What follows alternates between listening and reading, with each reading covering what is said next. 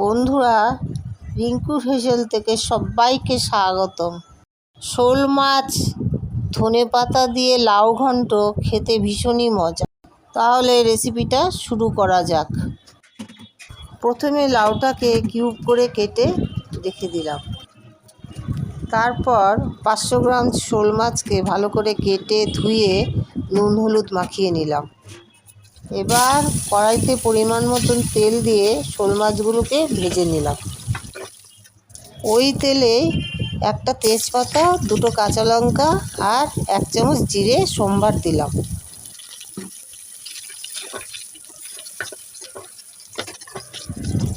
এবার 2টো ছোট দেখে পেঁয়াজ কুচি করে কেটে ওই ফোড়নের মধ্যেই দিয়ে দিলাম। পেঁয়াজটা যেই ভাজা ভাজা হয়ে আসবে তখন ওই তেলের মধ্যেই আমি লাউগুলোকে দিয়ে ভালো করে নাড়াচাড়া করে নেব। লাউগুলোকে নাড়াচাড়া করতে করতে 1 চামচ হলুদ গুঁড়ো, 1 চামচ জিরের গুঁড়ো আর 1/2 চামচ আদা বাটা দিয়ে আবারও ভালো করে লাউগুলোকে মিশিয়ে নিলাম। লাউগুলো যখন সেদ্ধ হয়ে আসবে তখন ওই লাউয়ের মধ্যে আমি 3টে কাঁচা লঙ্কা চিড়ে দেব আর একটা টমেটো কুচি করে দেব।